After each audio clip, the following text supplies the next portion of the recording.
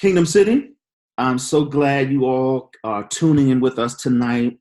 We are absolutely blessed tonight. I have my friend, my sister from another mother, uh, Dr. Christina Brooks.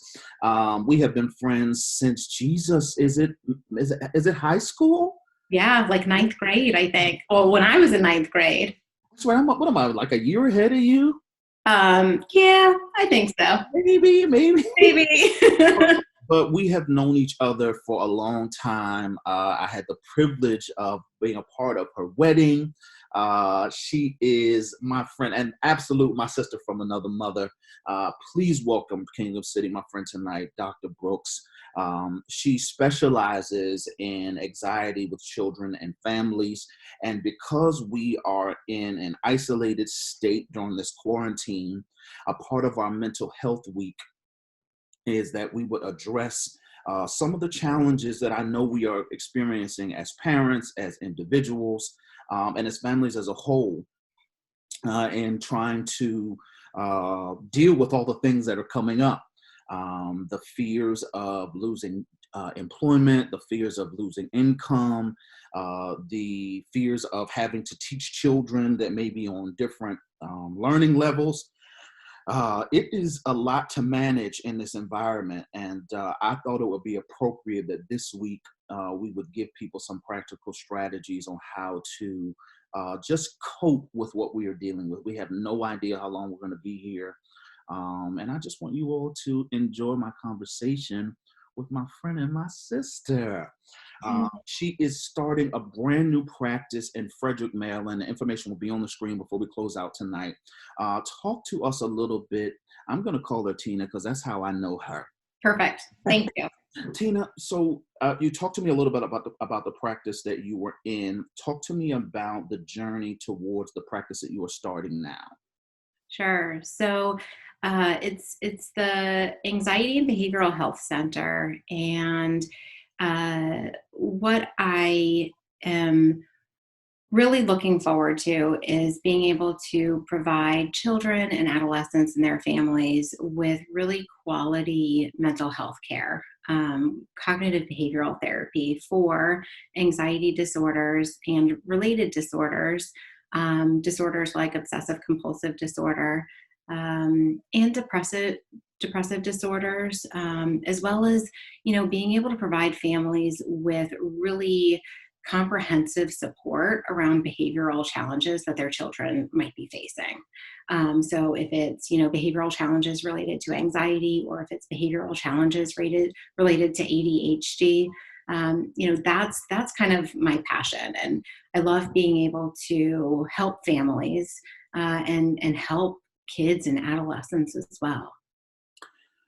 You know, it's got to be for me. Anxiety is a personal journey that I still manage. I mean, still wrestle with today. People might not know it, but I said earlier as we were talking, I struggle standing on stages. I literally freak out, especially if it's an unfamiliar stage. It's the first time, first time I've done it. I said I got the opportunity to preach for one of my mentors, and this guy's got a pretty large church. I was preaching a message that I have preached a million times.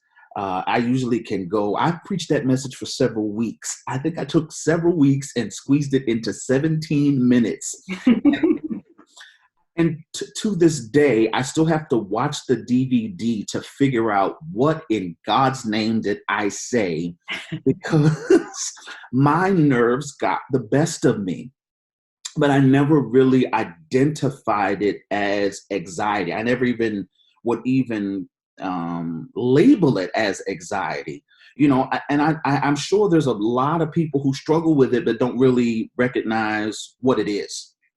Yeah, no, it's so true. And it affects so many of us. And it is, it goes, oftentimes anxiety runs in families, right? So I think one of the reasons why we don't maybe necessarily recognize it as anxiety is because it's kind of normal in our families, So 40% of kids who have an anxiety disorder also have at least one parent who has an anxiety disorder. So, if that's the norm in your household, if you grow up in a household where your parents don't socialize much, or maybe have some social anxiety that keeps them away from engaging, with more unfamiliar people, you might just think that this is kind of normal, that, we are just like, like we're just homebodies. We just like to stay at home. We don't like to really go out much. We just feel comfortable in our home, and we're comfortable in our comfort zones.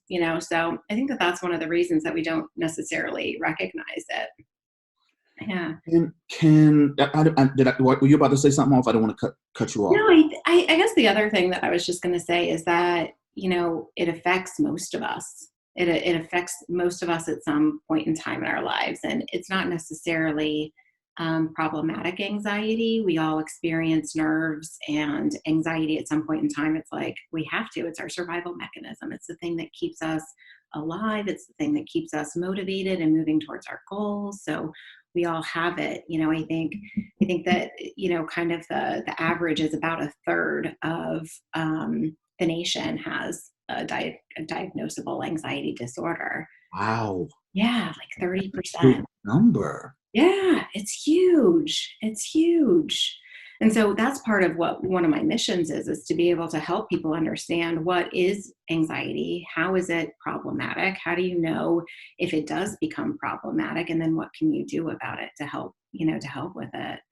How would you define anxiety? How do you define that? So there's a couple different definitions. I think that there's three different ways to kind of look at it. There's anxiety, which is the fear of a future threat. Okay.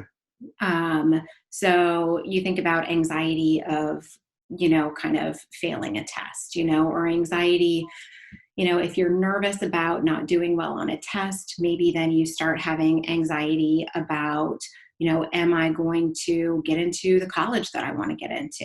And if I don't get into the college that I want to get into, then what's going to happen with my life? So there's that sort of anxiety. There's fears, which are more like an immediate threat right in front of you. So think of this as like the lion staring you in the face. There's an immediate threat that you have to get out of there. And then there's stress, which is when our external demands outweigh our internal coping resources. So, we all experience this from time to time. And I think that particularly now is a time that we are really experiencing all three, right? Oh yeah. But also a lot of stress because there are so many more demands that are on our plates. Like we were talking a little bit ago, we both, have kids. And so not only are we having, thank God, our full-time jobs still, but we're also trying to educate our children. And we're still trying to be, spouses. And Right. we're still trying to be parents. And so there's so many different demands that are now put on us. But at the core, we are still who we are. And so, we're, we maybe haven't necessarily gained any more internal coping resources to deal with the piling demands, that are there. So, and I guess some of our internal coping resources are really being tapped as well. So if we have more demands on us throughout the day, I don't know about you, but I'm definitely staying up a lot later at night Oh my. because I'm not able to get my work done during the day that I need to do to like care for people, so, and to perform my job well. And so I'm dedicating more hours at night, and I'm also dedicating more hours in the morning time. So it's less sleep that I'm getting. And, we all need sleep to really function well and to have our wits about us. Like I know for me at least, like that's my number one thing. If I don't get sleep, you don't want to talk to me. You know what? I'm having to go. So I thank God I'm assistant principal, so I'm still working my full-time job from home, still getting paid. Praise the Lord. My wife is in healthcare. She's still going out every day. but I'm finding myself exhausted, right? We should be getting more rest at this point because there's nowhere to go. But oh my God, there's so much more to do. Yeah. Trying to balance both, like you said, my work, and yes, I'm an educator. I'm a pastor, right? I still have some personal ministry, but some writing and mentoring and lecturing that I have to do. But if like before we got on tonight, I had to lay down literally and take a nap like 30 minutes, 40 minutes, just so I could get my mental equilibrium back for me to function. Yeah. Yeah. So I know, and I can only imagine somebody who has never had any therapy in their life. They've never had any, no one ever taught them any coping skills. They're not aware of how to manage the different moments during the day. I can imagine they are pulling their hair out right now. Yeah. And I've seen a rise in, as I looked at the numbers, a rise in the suicide rates right now. The divorce inquiries are rising right now. The domestic abuse is rising right now. It's because, like you said, we don't have the internal coping skills that are necessary, and then of course, we're faced with things of the unknown. Uh, Yeah. I got cussed out. I've said it several times to you. I got cussed out by my neighbor a few days ago. Very sweet lady before, but she cussed me out, Tina. And I'm like, she cussed me out because, oh, you're still friggin' working, right? You still Yep. working. You still got your job. You still got your insurance. So you don't give a damn about nobody else. I'm like, oh my God, lady, you gonna cuss at me? I'm just taking care of my family. Yeah. I'm sure when I think about it, I know what she does for a living. I know what husband does for a living.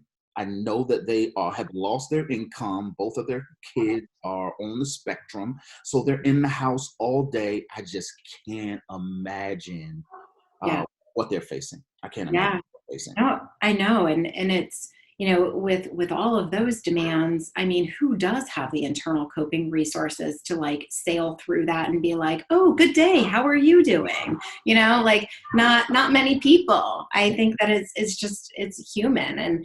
And one of the indicators that is showing if our anxiety is problematic or not, or our stress levels are problematic or not. And the number one thing is irritability. If Wow.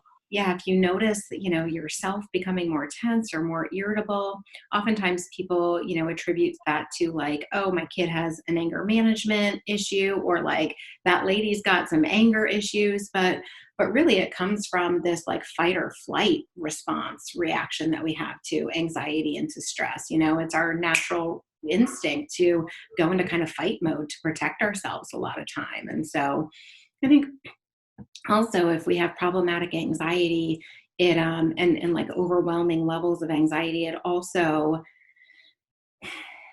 really dampers our positive emotional experiences. Hmm. And so, yeah, we're feeling irritable maybe from the fight or flight response, but we're also feeling a lot more irritable because we are feeling less happy, and we're feeling more sad, and we're feeling more scared. And, all of the more negative emotions are coming up. I Yeah. can I can only imagine as an adult, sometimes I'm aware of it, but for a child, that is a scary place. Not and not having coping skills at all.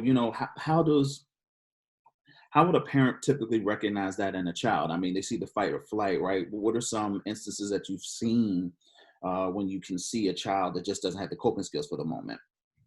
A lot of tantrums. So we'll see these kids like have, massive meltdowns when they are asked or required to do something that stresses them out, that they're afraid of, or that causes them anxiety. So you mentioned, kids who are on the autism spectrum, kids who have an autism-related disorder, we do see a lot of meltdowns, and that can happen if you're going to someplace new, or if there's a lot of overstimulation that's going on in an environment. Also, a lot of times if there's like an unstructured environment, so a lot of times kids with anxiety or overwhelming anxiety disorders, when they don't have a lot of structure and there's not a lot of predictability, that's when you'll see a lot of meltdowns and a lot of tantrums. I think, just human nature, we really thrive with predictability, and we really thrive with structure, even though we live in a largely there are many uncertainties that we face every day. We do what we can to create more certainty and more predictability in our lives. And especially for kids, that's one of the ways that they feel safest. And even more so, kids who have anxiety disorders crave that predictability. And they need it in order to feel safe and secure. I'm glad you made that statement, because it's not that there's something wrong with me or something wrong with the child. It's just, we're just being human, right? Yeah. I want to say this to church folks, right? Sometimes we over spiritualize things too much, that we don't realize that, this is not the devil messing with your child. You're not crazy or losing your mind because you are feeling these kinds of things. This is just a natural response to not knowing what the next day may bring, not having your normal routine. And we adults, we might not throw tantrums, but we'll drink ourselves into a tizzy. We'll smoke ourselves into a tizzy. We'll screw ourselves into a tizzy. We'll eat ourselves into a tizzy. Yeah. Let's not talk about eating, Tina. Okay, I ain't jumping on my stuff. Okay, you jumping on my stuff. I wasn't bringing up my own stuff. Well, we must be on the same stuff there right now. There we go. Human to human. This is what we do. I'm having a ball in the kitchen, but I said to myself, oh my God, I don't think, my wife was like, have you had any water? I said, I don't know if I've had water in like 2 or 3 weeks. I said, does Crystal Light count? Does that count?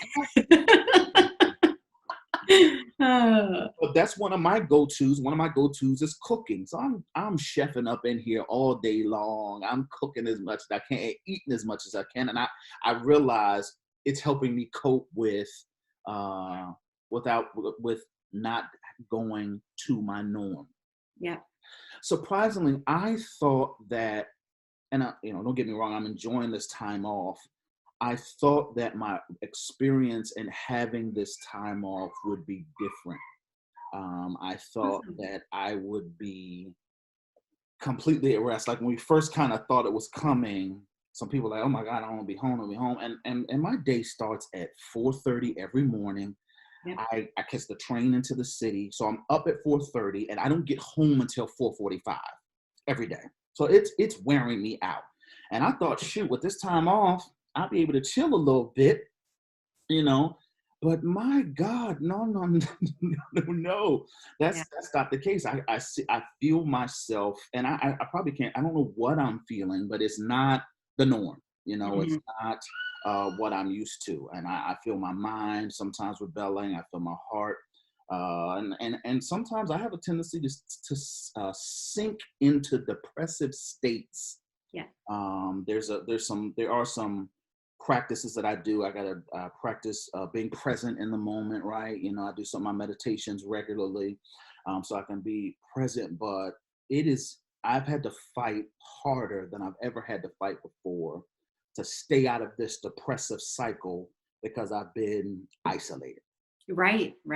Yeah, no, it's so, I guess, startling to really be faced with this social isolation, because I think that we really do take for granted the social interactions that we have throughout the day. Think about you talked about taking the train into the city, and as draining as it is being up at 4:30 every morning and having those really long days, you're also throughout that time interacting with so many different people. And and even if we're not speaking to other people, we have social energy. We're connecting in some sort of way. We're connecting with each other because we are all commuters, all waking up at, butt crack of dawn, trying to get into work and do our things. There's some sort of like connection that we don't, that goes unnoticed, until we're in this isolation and we're really craving that. I think that there's a lot of research that supports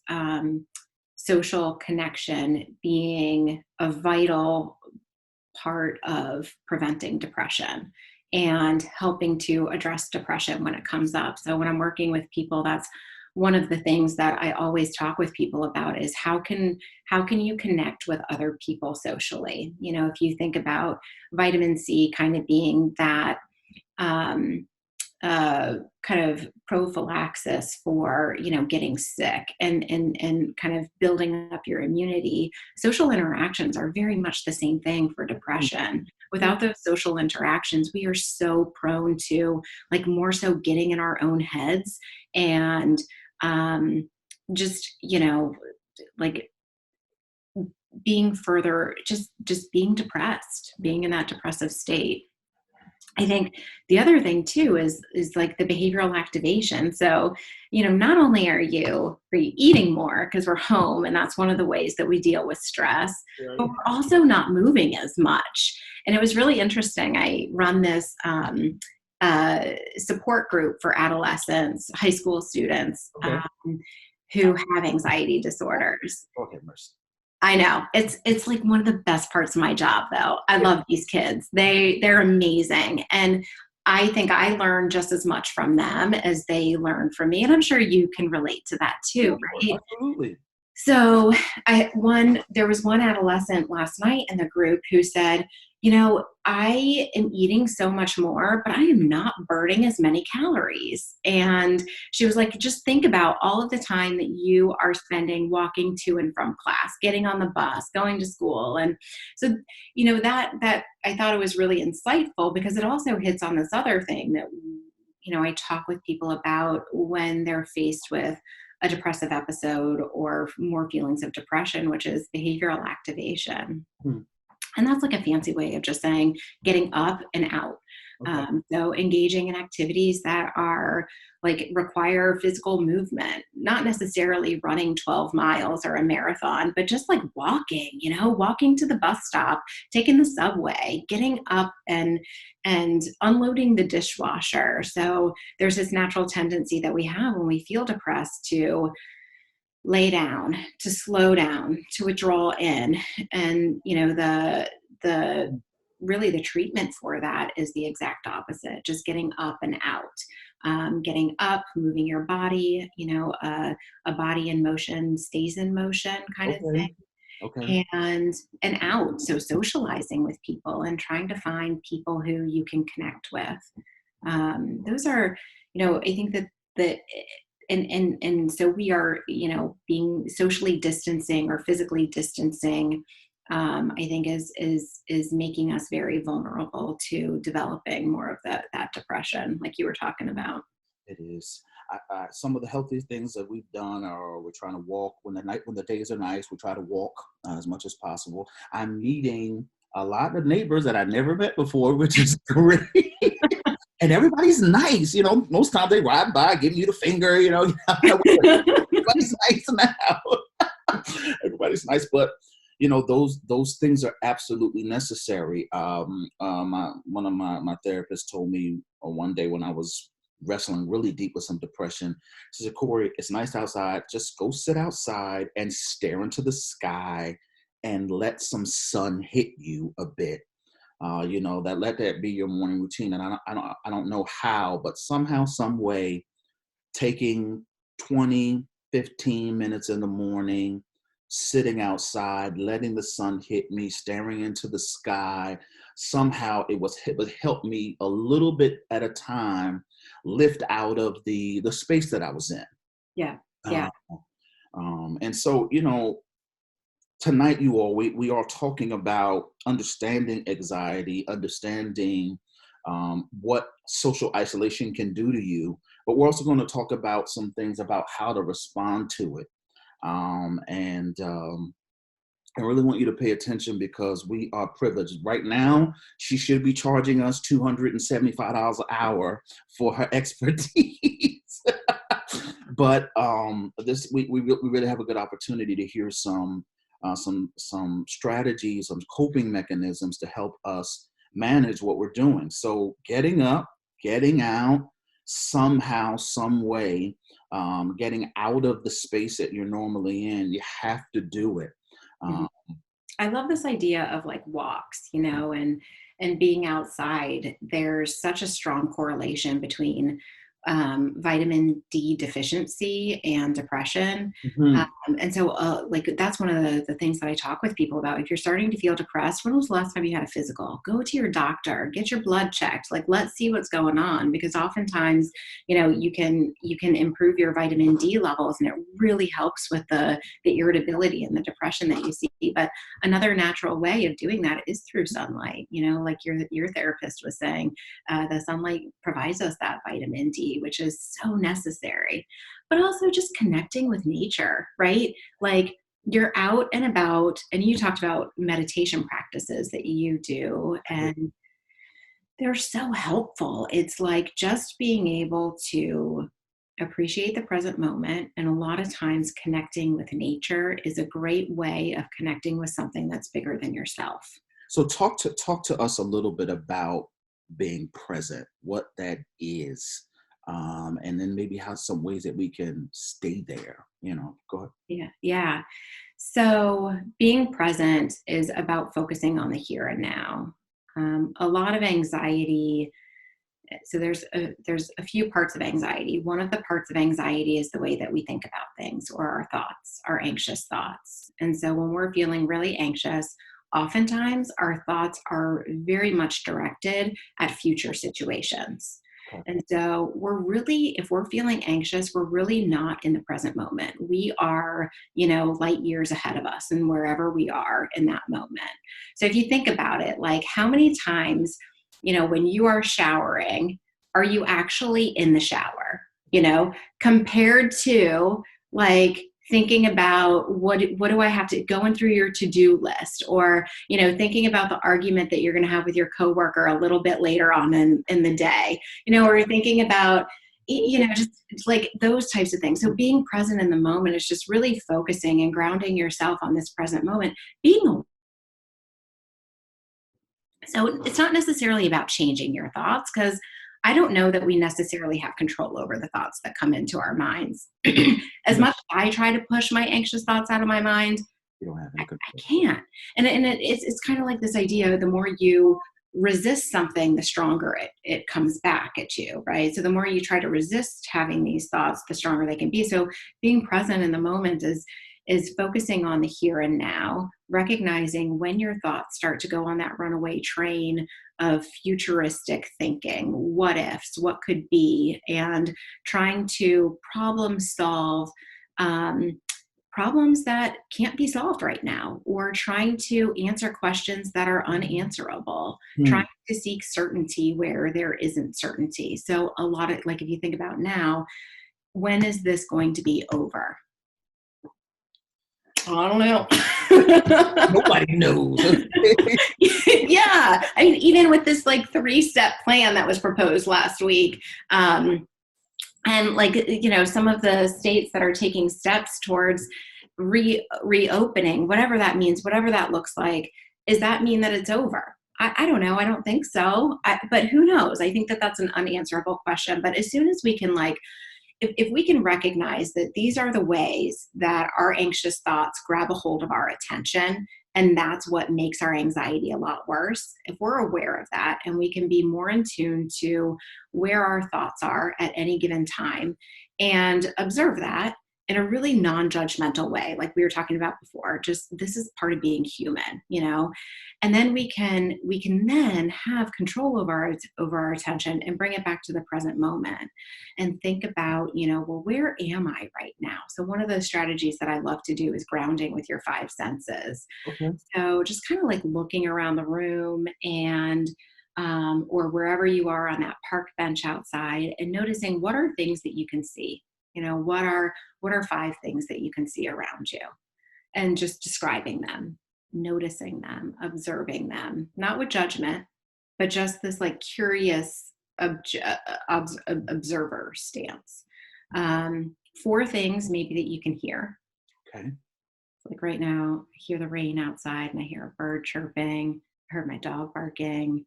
Um, 3 things that you can feel with your body. So maybe the park bench underneath of yourself, maybe the floor underneath of your feet, my feet and my slippers. um, You want to know what's under? I don't got nothing. I got some little shorts on and my flip flops underneath this. I'm nice up under. Exactly. For business up top. That's how we roll these days. That's right. What it is.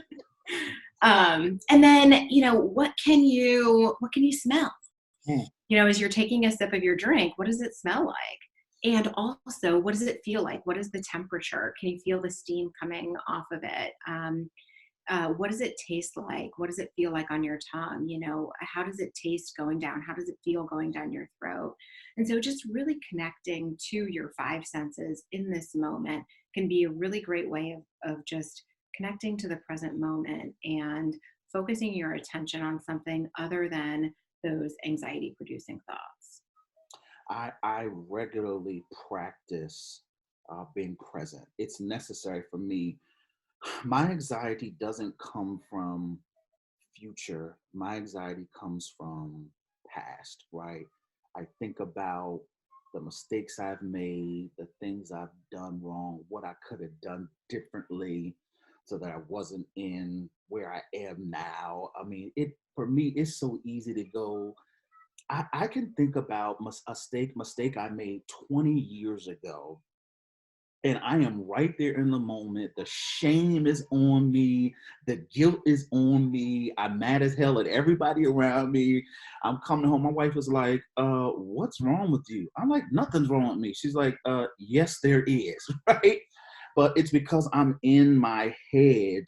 I'm walking around, although it's 2020, I'm in 2010, I'm in 99, I'm in 2003, and being present helps you realize, like, that was then, right? I can't change what happened then, but I do need to value where I am now.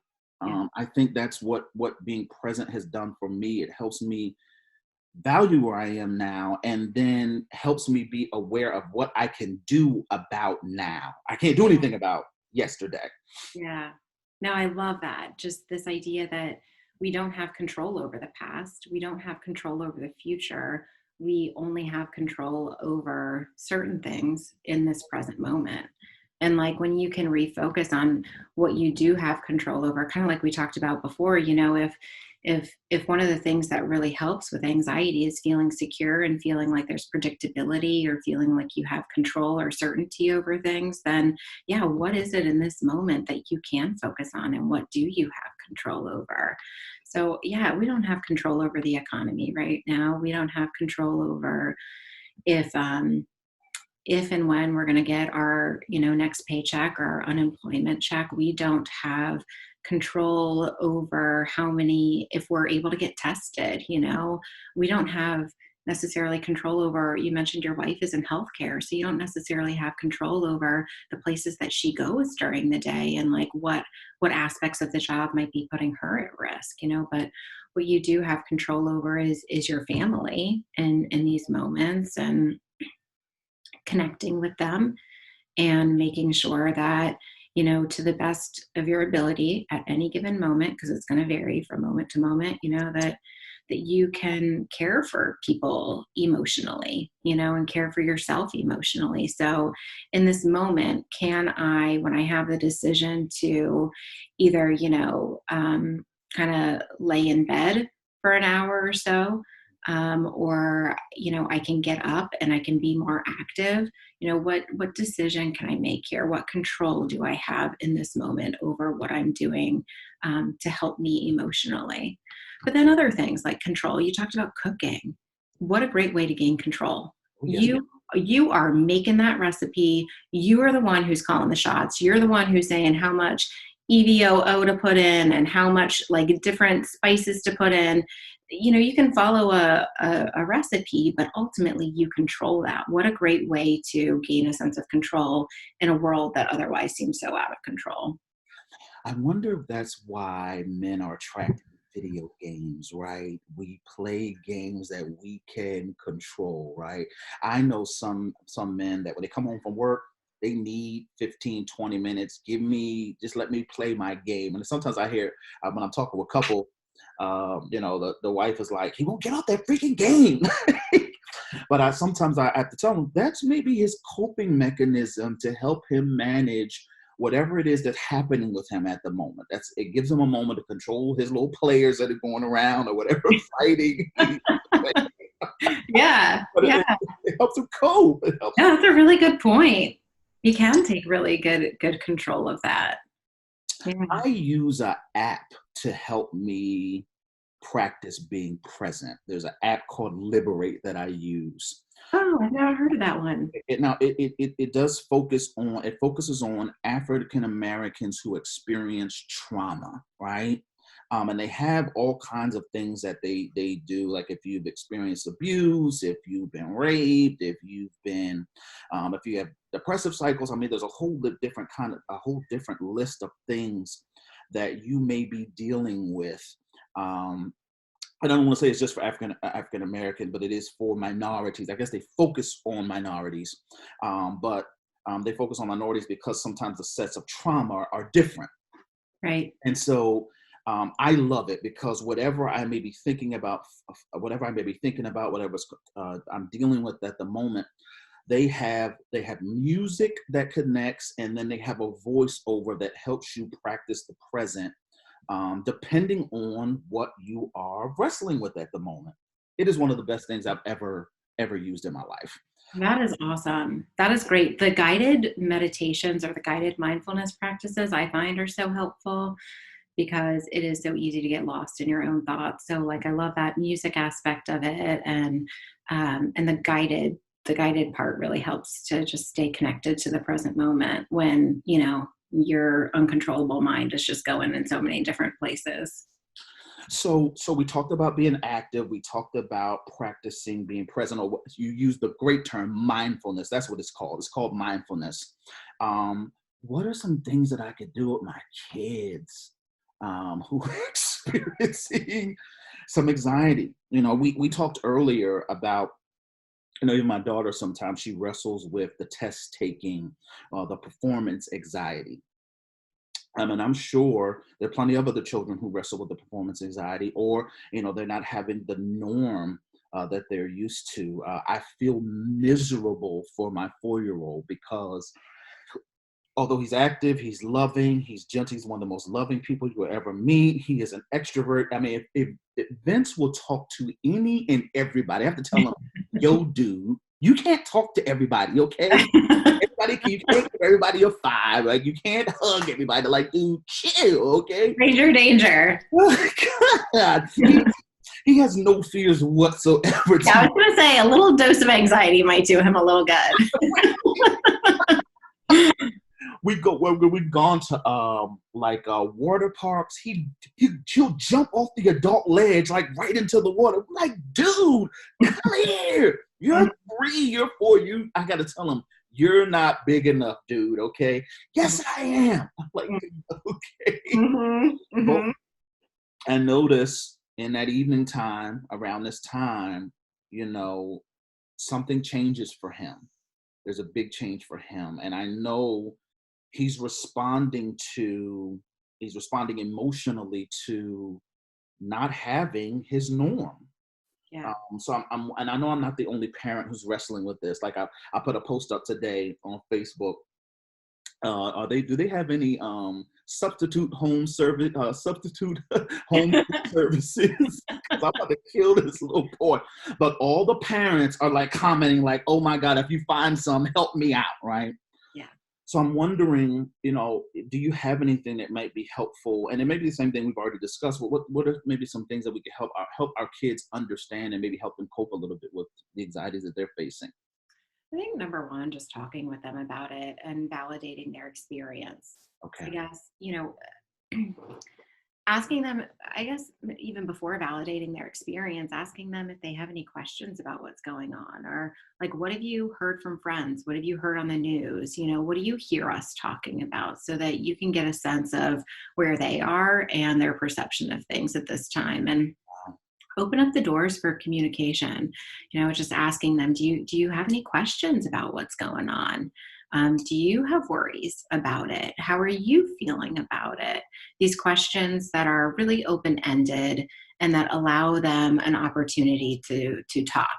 Is there anything about this that's making you feel uncomfortable right now? I love a family check-in. We do in our household. We try to do it every night at the dinner table, which is roses, buds, and thorns. So, what was the good part of your day? What was the bad part of your day? And what are you looking forward to? Roses, buds, and thorns. I Yeah. like it. But there's other things you can do too, right? Like good news or bad news. One that we used in our group this past week actually was something you would like to stop doing, something you would like to start doing, and something you would like to continue to do. Okay. So just having those times for family meetings, if you want to call them that, of opening up the conversation around how people are feeling, what people are thinking, and then validating it from there. I think I actually had a friend reach out to me recently who was like, hey, Tina, my daughter is a senior this year, and she is really struggling, like, especially when the lockdown or the quarantine first started, the social distancing, she was like, she wants to go out and hang out with her friends. And she sees on social media that all of her other friends are doing it. I can't get through to her how important this is. And it just kind of occurred to me, you remember when we were seniors, right? That was that was one of the best times of our lives. Best time. Because we had so many rites of passage. There was just the fact of being a senior. Like, I'm the cream of the crop now. I've been through all of this. I've paid my dues. I'm here to celebrate, being at the top. And it came with some privileges and some rights too, which were like, okay, senior skip day, or having a half day schedule second semester. I never did senior skip day, ever. I did senior skip week, okay?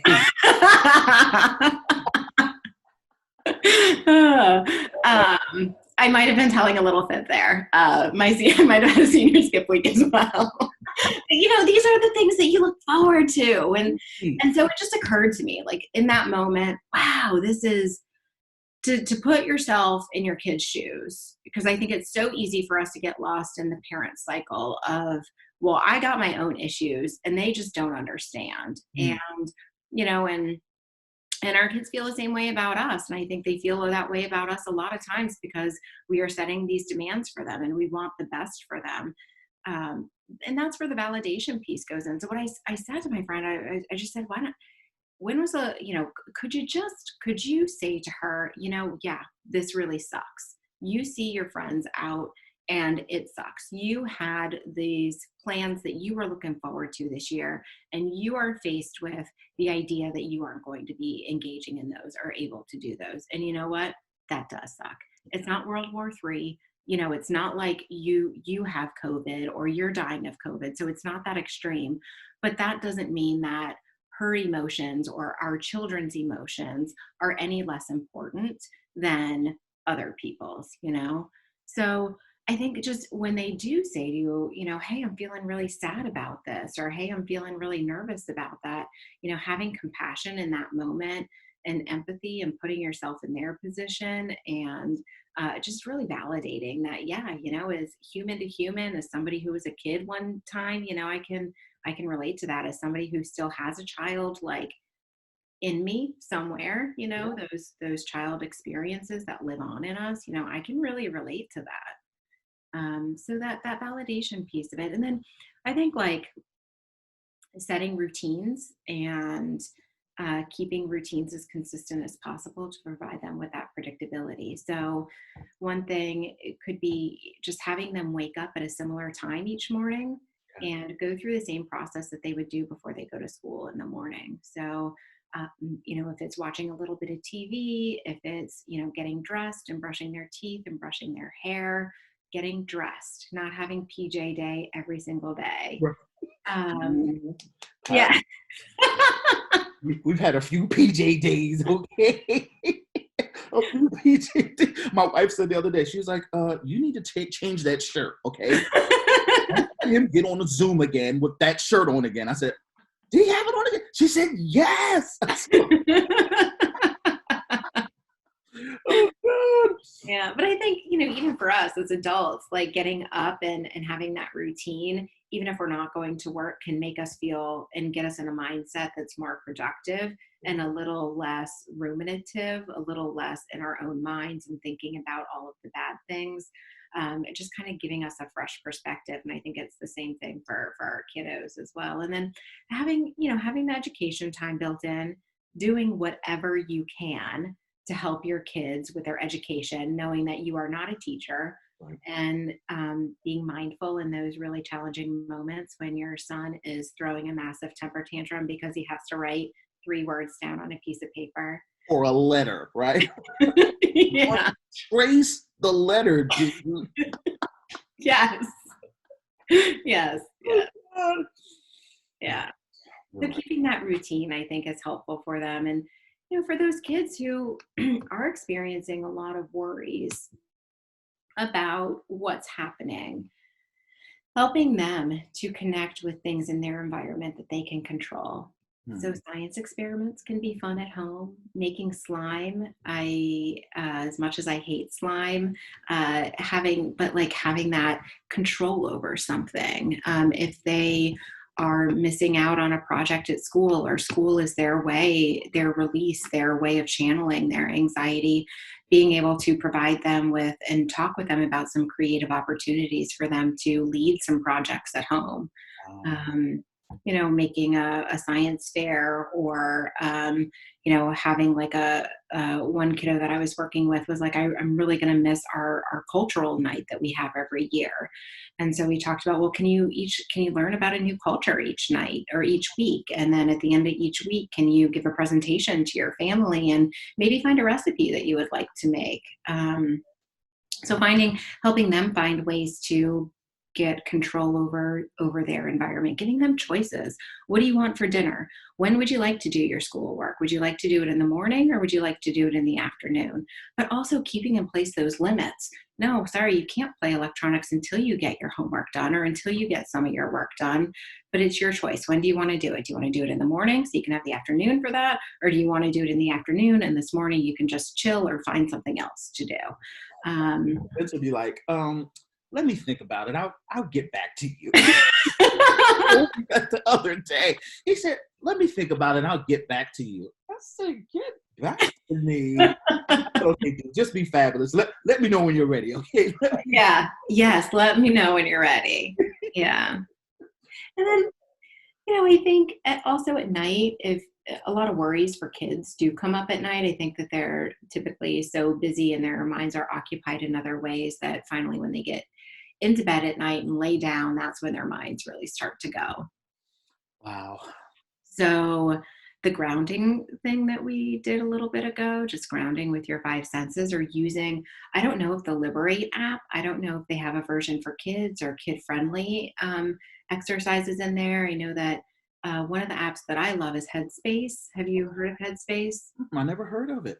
It's it's really great, and they have a lot of kid-friendly apps too in there that just practice that guided mindful awareness, and maybe helping kids to relax their bodies and helping them to the mindfulness I love, because so there's relaxation strategies you can do, deep breathing to help them calm their bodies. But sometimes these kids who are really anxious have just such a difficult time calming their minds. So the mindfulness can be great for that because it teaches them to redirect their attention from all of the different thoughts that they're having to back to the present moment.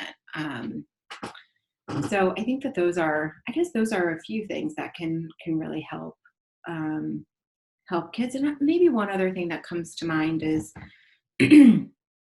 for kids who are feeling anxious about what can I do to help?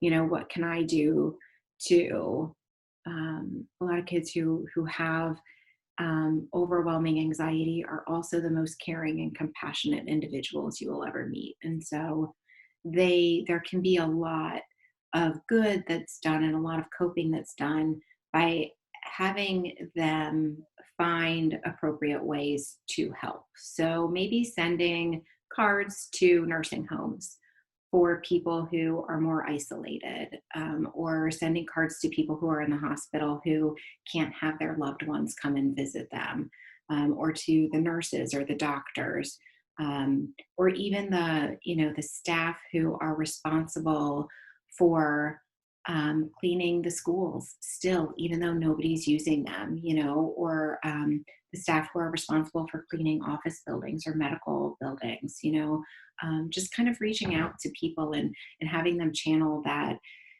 ability or that want to take control in a really compassionate and adaptive way. It made me think about today, like, so each week, we don't have a very large congregation, so we kind of do what we can to serve our community. And so our church each week are doing, we're sponsoring a family of a frontliner, buying them groceries for the week. And so we're doing it with a gift card. So I was like, Vincent, you want to come with me to drop the gift card off? He's like, yep, I'm coming, Pop. I'm coming, Dad. But it was so important for him to take the gift card and drop it off to them. He wanted to be the one to take it in, knock on the door, or slide it under the door, or put it in the mailbox. And I couldn't figure out, dude, like, you asked me like 5 times, can you do it? But he was so serious about doing it. So it helps me understand. You made me help understand why that was important for him in the moment and how excited he was about it. He's like, okay, we doing it tomorrow? I'm like, no, we're doing 1 a week, bro. All right. But it was important for him to do it. It was masterful. I mean, it was one. You made me see why that was important for him, how that made his day. And he was having a pretty rough day earlier today, but somehow, some way, that equalized him out a bit. It really did. It really did. Can you, I think we can relate to that too, just being in helping professions, right? Like there's a reason. I mean, you asked me before we, like when you and I were just like informally chatting, what was your journey like getting to this place that you're at? And we all have our stories, and none of us are immune to anxiety or depression or, family difficulties. And so I think that, you just, especially for those of us in the helping profession, that's one of the ways that we find just intuitively how to cope with our own mental health is helping other people and giving to other people and finding compassion for other people. It just, it does wonders for our anxiety and for our depression and our mental health issues. One of my favorite books is called Wounded Healers. Yes. Yes. That's what we do, right? Yeah. Out of the depth of our own pain, sometimes out of our own trauma, sometimes out of our own insecurities, we are the most compassionate, giving, loving people. And I don't come alive until I'm helping somebody. I just really don't. One of the things that happened to me over this past year is not over this past year, maybe the last 2 years, I wasn't pastoring regularly. Oh my God, I did not know what to do with myself. I did not know what to do with myself because I wasn't in the groove of doing something, and one of my therapists was like, well, maybe you need to find something else to do. And for a while, I did think about maybe I'm in the wrong thing, but I came back to this is who I am. This is what makes me come alive, right? This is what helps me manage every single day. And not that I'm depended upon it, but this is what brings me fulfillment. So yeah, Wounded Healers. If you've never read that book, y'all, pick a copy. If you're a giver, a helper, compassionate, that book, I forgot the author's name, but it's called Wounded Healers. One of the best books I ever read to help me figure out who I am, right? You know, how I manage. Yeah, yeah.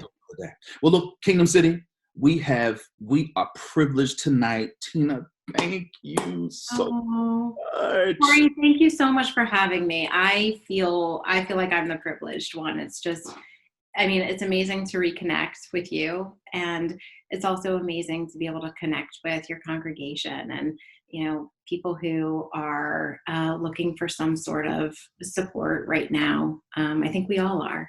We are. We Yeah. are. We're all looking for it. Listen, Dr. Bryce, her information is going to be on the screen. As soon as that practice opens, we're going to put it even further up on the screen. We're going to boost it up.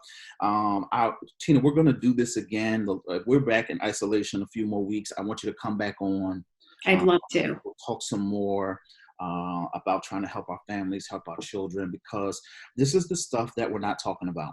Everybody that I see, they're talking about faith and Jesus, and I'm not disregarding faith, I'm not disregarding Jesus, but this is the practical stuff that you and I have to face every single day. Prayer alone is not going to fix your anxieties. Prayer alone is not going to help you manage. You have to have some practical coping strategies.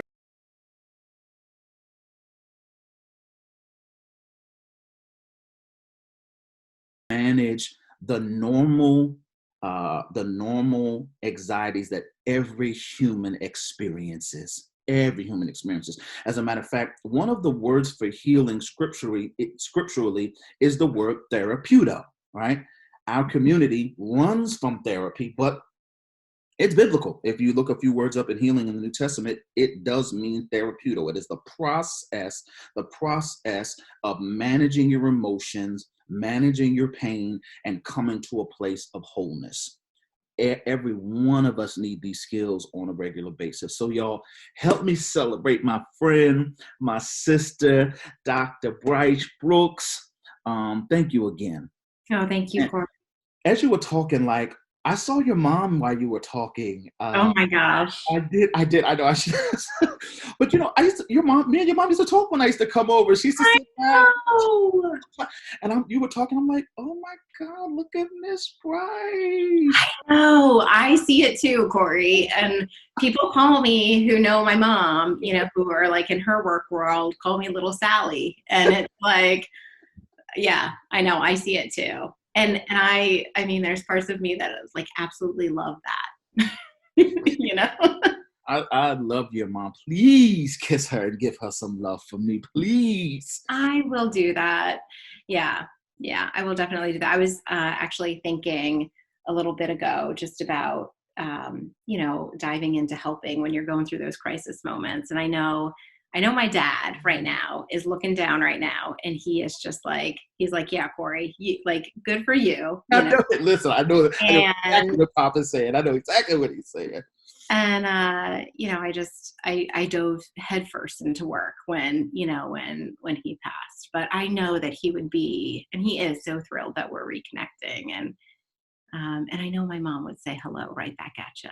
Please give Mama love. Please I give Mama will. love. I'm gonna pray before we close out, because I want to pray for our families. I want to pray for our children and our parents.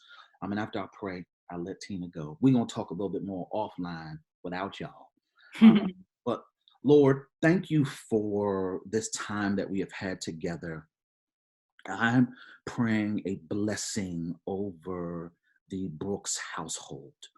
I'm praying that you would give Todd and give Tina strength, give them patience with one another, patience with the children. Lord, I'm praying for every family that's listening here today.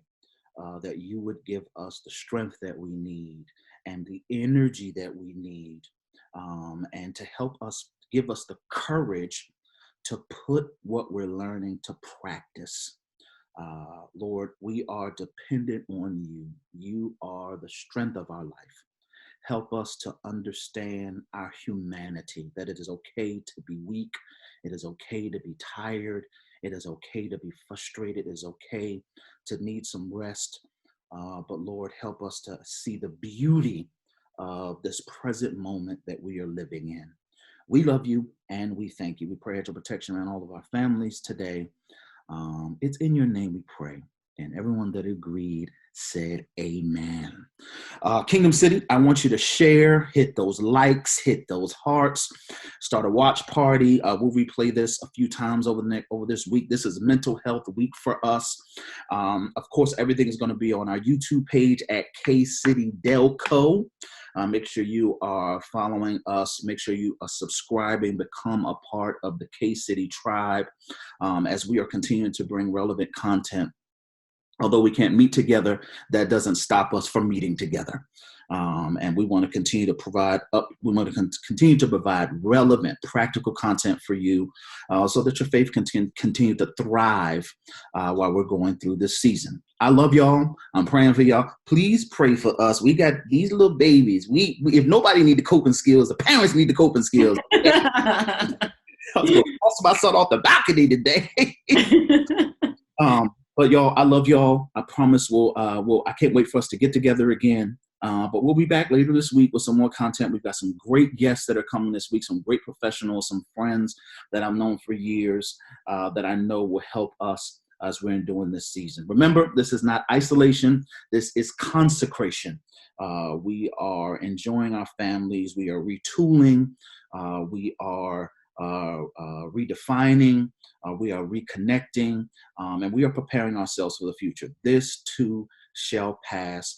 And we're going to get through this together. All right. I love y'all. I'll talk to you soon. Be blessed.